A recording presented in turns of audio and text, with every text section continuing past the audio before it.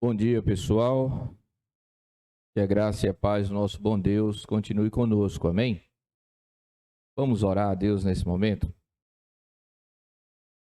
Pai querido e eterno, nós te rendemos louvores, Senhor, por mais essa manhã, por iniciarmos o dia, ó Deus, unidos como igreja, reunidos para te louvar, te adorar. Que o Senhor possa, ó Deus, se fazer presente no meio da igreja. Que o Senhor possa, ó Deus, nos edificar nessa manhã, através de tudo que aqui vai acontecer. Nos direciona, nos guia, nos coloca um coração, Senhor, sensível à tua voz, ao teu guiar, ao teu direcionar, ao teu mover. Que possamos, como povo de Deus, nessa manhã, sentir a tua presença e sairmos desse local enchidos ou preenchidos pelo teu Santo Espírito e por conhecimento que procede do alto. Nos dá um coração adorador, Pai, nos faz aquietar os nossos ânimos nessa manhã, nos faz te enxergar além dos problemas, te enxergar além das dificuldades, te enxergar além de todo e qualquer pensamento que nos leve para outro local que não seja este aqui, onde a igreja se reúne para te prestar culto. Assim nós oramos com ações de graças no nome e por amor a Jesus. Amém. Queridos, eu queria rapidamente compartilhar com vocês algo que sempre inquietou meu coração. Eu tenho dificuldades, eu não sei os irmãos, em ter que lidar com situações onde as pessoas chegam e dizem: Deus tem um recado para você. Isso já aconteceu várias vezes comigo, né? O Senhor mandou dizer, Deus tem um recadinho para você.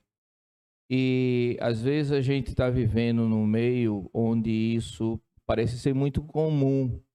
Então é como se Deus vivesse sussurrando sempre um novo recadinho para que a gente pudesse estar trocando informações uns com os outros, utilizando ou fortalecendo ou valorizando aquilo que a gente está falando, usando o nome de Deus. Ora, será mesmo? Não seria um pretexto da humanidade em querer ser ouvido ou querer ser visto como mais espiritual e usa aí o nome do Senhor para dizer que aquilo que está sendo falado é um recado do próprio Deus para aquelas pessoas que estão ouvindo? Houve uma situação onde o povo de Israel estava sendo mantido no Egito por muitos anos. E durante aquele período, o povo foi contaminado com muitos vícios no que diz respeito à vida comum, ao dia a dia. Houve muita mistura, e agora aquele povo que possuía antes uma identidade muito forte, muito firme, agora estava com a sua identidade manchada. E algumas pessoas sequer acreditavam no Deus em que seus pais e os pais dos seus pais acreditavam. O fato é que o Senhor, o nosso Deus, ele ouviu o clamor daquele povo e após 400 anos, Deus levanta um libertador. Aquele povo sai, vai pelo deserto, presencia as maravilhas de Deus, a atuação de Deus, até o ponto que aquele povo chega no Monte Sinai. E ali começa a acontecer algo extraordinário que nós conhecemos como os 10 mandamentos ou as leis. Partindo desse princípio e visualizando esse cenário, eu queria que você abrisse as Escrituras Sagradas em Êxodo 20.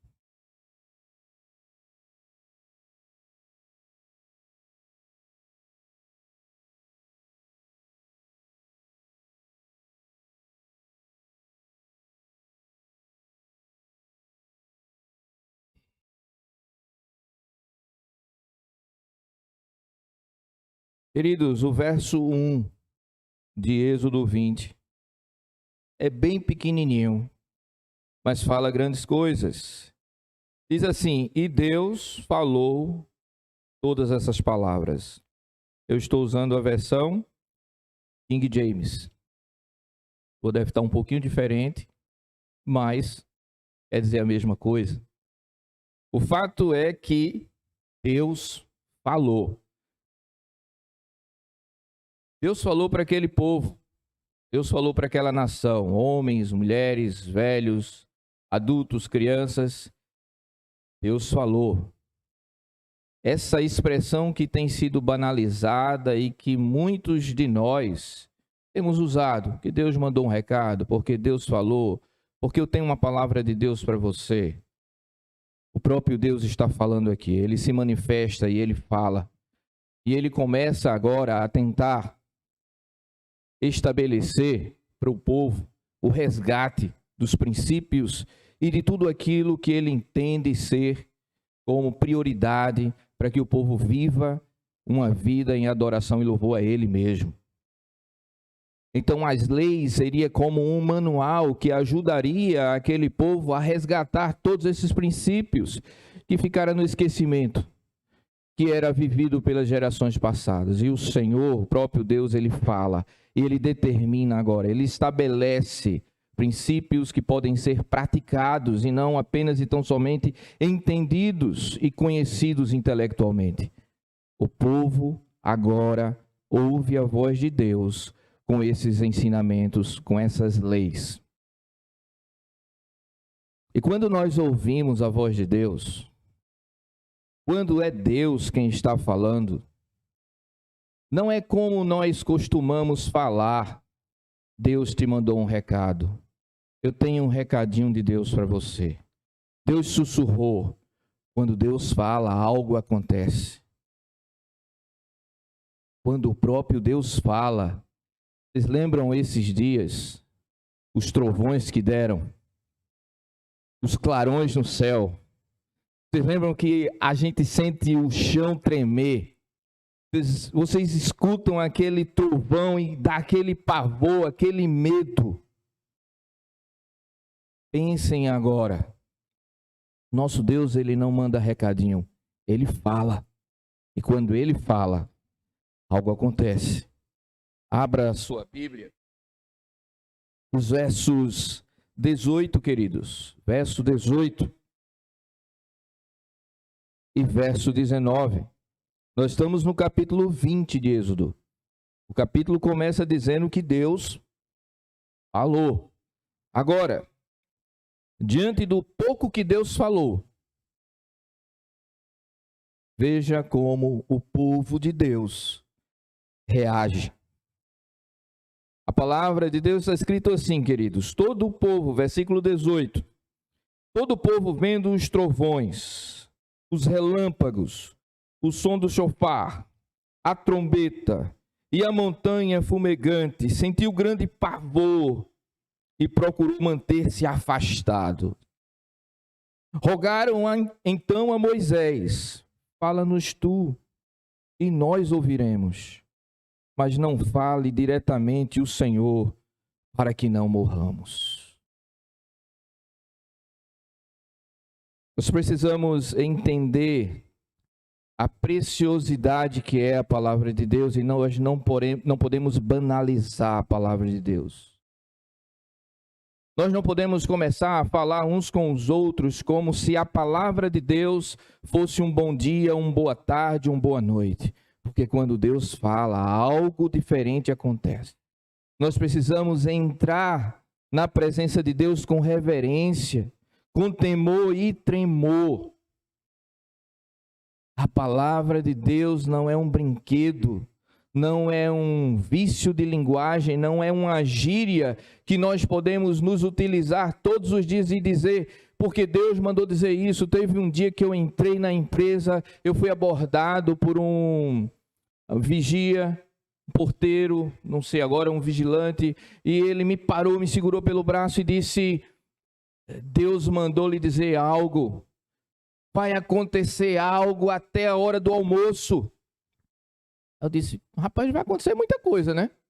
Até a hora do almoço. Estou chegando na empresa agora. E foi um dia como outro qualquer. E mesmo que não tivesse sido, será que Deus falou aquilo? Tinha uma irmã que circulava lá Nanda conhece muito bem, ela trabalha com costura. E eu não me sentia confortável com aquela pessoa, com aquela mulher. Todos os dias ela tinha o costume de ir lá na empresa, parava um, parava outro, porque Deus mandou dizer isso, porque Deus está me dizendo aquilo, porque Deus isso. Gente, nós precisamos ter cuidado com isso. Essa é uma palavra sagrada, santa.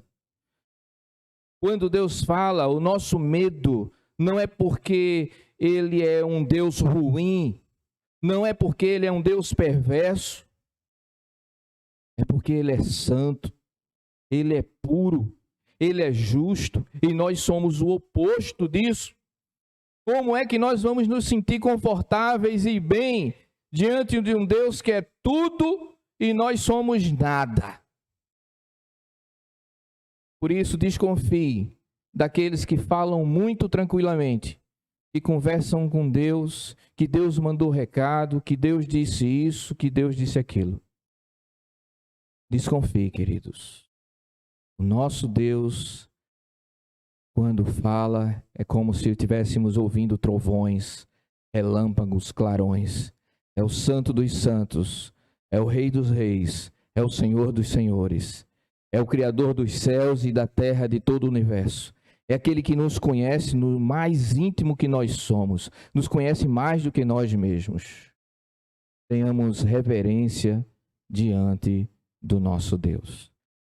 Vamos orar mais uma vez. Eu já passei um tempinho aqui, mais do que deveria. Vamos orar e vamos dividir as nossas salas. Antes de dividir, você vai poder ir ao banheiro, tomar um café, e aí nós vamos separar as salas. Amém?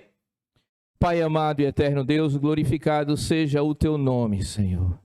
E nós te agradecemos, Pai, porque nós cremos como igreja que a tua palavra está completa, ela é completa de Gênesis a Apocalipse. Tudo que nós precisamos ouvir, tudo que nós precisamos saber, já foi revelado e já está em nossas mãos, é a tua palavra, Deus.